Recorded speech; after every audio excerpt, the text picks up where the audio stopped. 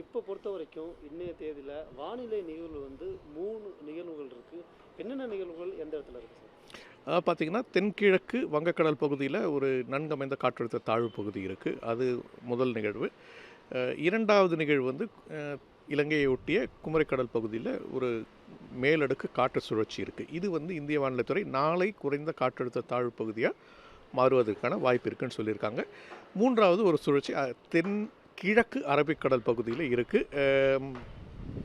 இது வந்து அடுத்த ஓரிரு நாட்கள்ல வலுவிழந்து குமரிக்கடல் பகுதியில் இருக்கக்கூடிய அந்த சுழற்சியோட கலந்துரும். இல்ல முற்றிலும் வலுவிழந்து போனாலும் போயிடும்னு நினைக்கிறேன். ஸோ கிட்டத்தட்ட ஒரு 3 சுழற்சிகள் வந்து அந்தமான் பகுதியிலேருந்து இலங்கை இந்திய தென்னிந்திய தீபகற்பம் வரைக்கும் இருக்குது.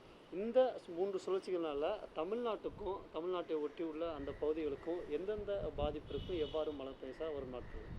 இப்போ பார்த்தீங்கன்னா, குமரிக்கடல் பகுதியில் இருக்கக்கூடிய அந்த மேலடுக்கு காற்று சுழற்சி காரணமாக தான் கடந்த 2 தினங்களாக தென் தமிழகம் மற்றும் டெல்டா பகுதியில் பரவலாக பலத்த மழையை பார்த்தோம். சில இடங்களில் மிக பலத்த மழையும் பார்த்தோம். ஏன்னா சாதாரணமாக வந்து குமரிக்கடல் பகுதியோ இல்லை மன்னார் வளைகுடா பகுதியிலோ ஒரு சுழற்சி இருந்துச்சுன்னா அது எப்பவுமே வந்து தென் தமிழகம், டெல்டா மற்றும் மேற்கு உட்புற பகுதியில் நேற்று பார்த்திங்கன்னா கரூர், திண்டுக்கல் மாவட்ட பகுதியிலும் மழை இருந்துச்சு. ஈரோடு மாவட்டத்திலும் ஒரு சில இடத்துல நல்ல மழை இருந்துச்சு. கோயம்புத்தூர் பகுதியில் சில இடத்துல மழையை பார்த்தோம். ஸோ எப்பயுமே பார்த்திங்கன்னா குமரிக்கடல் இல்லை இந்த மன்னார் வளைகுடா பகுதியில் ஒரு சுழற்சி இருந்துச்சுன்னா பரவலாக தமிழகத்துக்கு நல்ல மழையை கொடுக்கும்.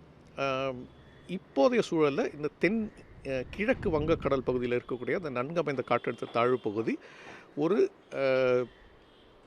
என்ன சொல்கிறது, ஒரு ஈரப்பதத்தை வழி நடத்தக்கூடிய ஒரு சுழற்சியாக தான் இருக்குது. அதாவது தென் சீன கடல் பகுதியிலேருந்து காற்றில் இருக்கக்கூடிய ஈரப்பதம் வங்கக்கடல் பகுதியில் வரக்கூடிய ஒரு கடத்தி மாதிரி தான் இருக்குது.